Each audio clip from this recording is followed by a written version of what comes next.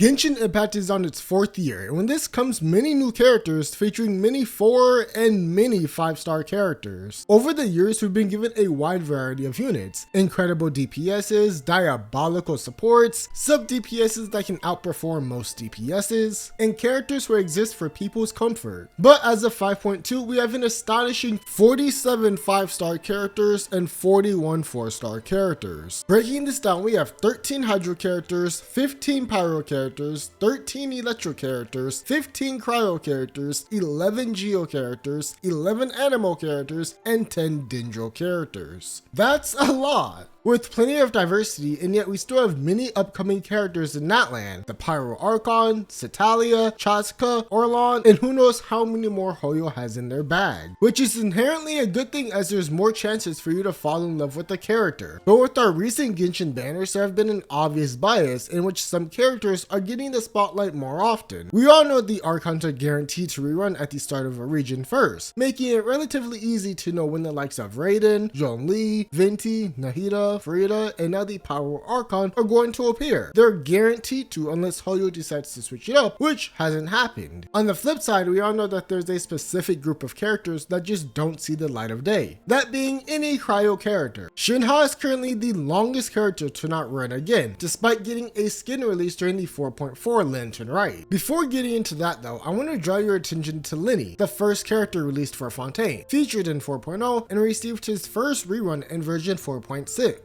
It took him 5 patches to get his first rerun, while a character like Ryosli, who is cursed with Cryo, got his first banner in 4.1 and received his first rerun in version... Oh wait, a whole year has gone by since his banner and Hoyo has shown no sign of giving him any love. Ganyu, who is in a similar situation, last rerun in version 3.6. When her banner was first released in 1.2, she got her first rerun in 2.4, over a year later. Fast forward to today and we're already approaching 5.2. However, there is a correlation between Ganyu and Shinha, but before we bring that up, there's another character, while they don't suffer from the same Cryo debuff as them, hasn't seen the light of day. That being Cloud Retainer. She was released in version 4.4 for Lantern Rite, and I feel as if that's the only time she's going to get a banner. Oddly enough, her family members being Ganyu and Shinha have also ran during this time period, with both of them having a banner in version 2.4. Since then, however, miHoYo has given them very little love, and I find this really unfortunate, as I feel as if Cloud Retainer, while she isn't the most meta-defining character, she's incredibly unique, enables a fun wacky playstyle that works, and is just really beautiful. And so by locking her in a Lantern Rite only dungeon, I feel like it's not doing her justice. While she may not have had a record-breaking sales, she still has plenty of pool value. Not every character should be absolutely broken, but this also holds true for Ganyu and Shinha. Ganyu being one of the strongest DPSs in the early game, along with being very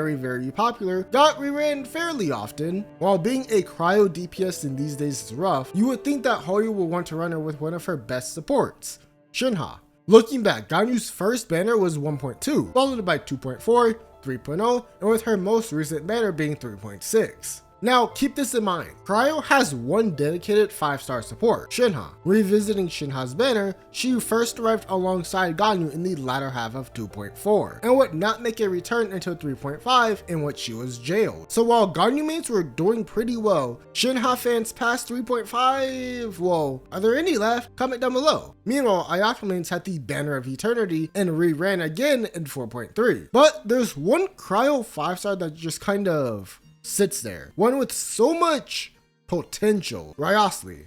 As I said earlier, he made his debut banner in 4.1 and is yet to see the light of day alongside his Cryo inmate Shinha. While the two can work together well, he certainly has other options that can really ramp up his damage, like Farina, Kazuha, or even Shionen. This is due to him being an on-field DPS catalyst user, meaning that he can apply a lot of Cryo when he's on the field, which is most of the time. His kit centers around his normal and charged attacks while having an HP mechanic, thus following a certain theme of Fontaine dealing with HP. This makes him have synergy with Farina and most notably Charlotte. a Cryo 4-star that was released in Fontaine. Look at that, we have a suitable team for him. Kazuha, Farina, Charlotte, he can use Yelan, Zincho, or even Rosaria. He holds a unique set of animations imitating a boxer that I find incredible. Yet, after 4.1, this man is nowhere in sight. Meanwhile, Neuvillette, the pinnacle of hydro damage, made his debut in 4.1 as well. But then, he got his rerun in version 4.5. 4 patches later, this man came back. Why is this? Could it be that miHoYo wants to showcase the more meta units? Surely with such a large roster, they would try to maintain a balance between who brings in the money and less favorable units. Otherwise, characters like Sino, Hayato, Yemiko aren't coming out of that basement, especially with Hoyo releasing more and more cracked out units. One solution to this could be adding an additional 3rd or even 4th banner. While this is more common on mobile games, there are plenty of other gacha games that have more banners at a given time than you can count. However, there's one game that comes to mind when bringing up this topic. HSR recently dropped a bomb on players with this triple banner, featuring characters that pair really well with each other. In total, there were 4 limited characters all at once. 3 of them had a shared pity, and the user could select which character they wanted to focus. With this, they were able to clear out an entire team comp in one session. Using Genshin as an example, they could run Ryosli, Shinha, Ganyu, and Yelan. If they wanted to focus on Ryosli, you could team him up with Yelan, as her coordinated attacks work well in freeze playstyles, with Shinha and Ganyu being standard premier freeze team units. Or they could do Zhao, Cloud Retainer, Farina, and Sijuin. You can kind of get an idea of what HSR did here. However, as they patch has 2 phases, the other half can also include any character that can benefit anyone from phase 1. There are both pros and cons to this. On one hand, you're given all of your cards at once. You can pick up an entire team without having to worry about waiting for a rerun and just dump all of your resources at once. The downside of this, of course, is having the necessary primogems to pull all of the premier units at once. And if you don't manage to pull who you want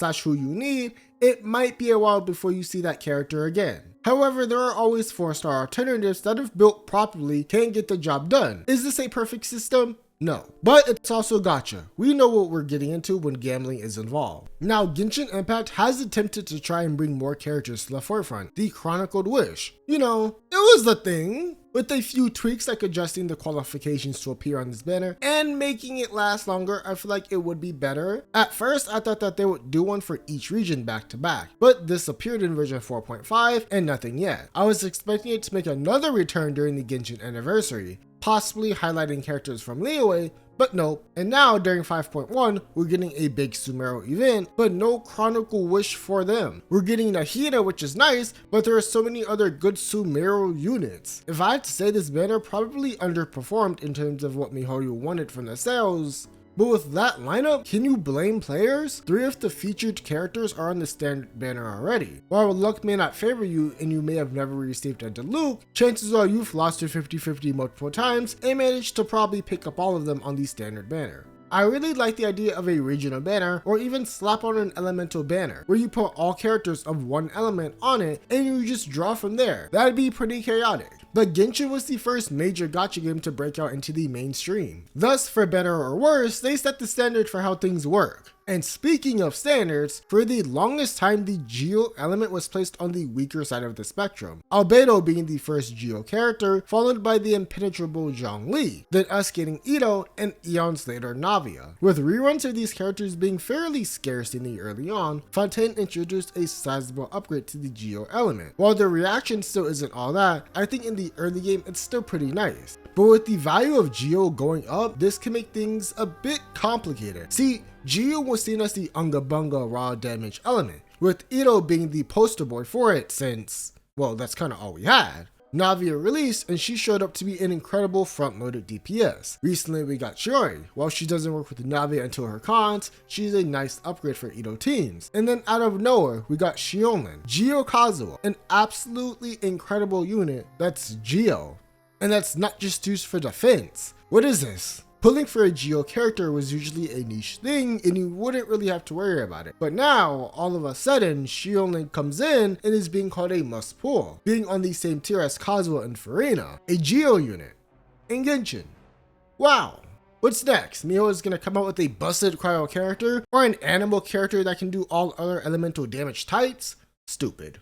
We started seeing more characters being incredibly strong and meta defining in Sumeru, Alhaitham and Ahita. Then Fontaine dropped, bumped that up a few notches with Neuvillette and Farina. And now, Natlan is only furthering this cause, meaning more characters to pull for, and yet we still have our same double banner system, and the standard banner has not had an addition since Dea. Though during the 5.0 livestream, the devs have stated that they will be adding to it. It's just a matter of when and who. I think it's time that Genshin increases the amount of limited banners per patch, or do an actual grouped banner that is there for a prolonged amount of time. The roster is only going to get more and more saturated, and there are still many people who adore and want to collect the earlier characters, or just the ones that don't seem to get reran as often. I can only imagine what the roster is going to look like at the end of 5.8. We haven't even discussed the 4-star characters, with many of them being incredibly strong in their own way. But the value of characters are going up and up. While the age-old sentiment of waifus over meta definitely comes into play, there's simply a lot of characters that we have to consider when spinning our primogems, especially with the endgame getting harder and harder, with enemies having more HP and sometimes region locked mechanics. We saw Genshin adapt once before by introducing the double banner system around 2.3. I'm hoping that they're willing to do that once again, so that many of us don't have to wait a whole year plus some change just to see our favorite characters. What do you guys think? Should they add more banners at once, or is the double banner system just fine? I hope you win all of your 50/50s, and I'll see you in the next one.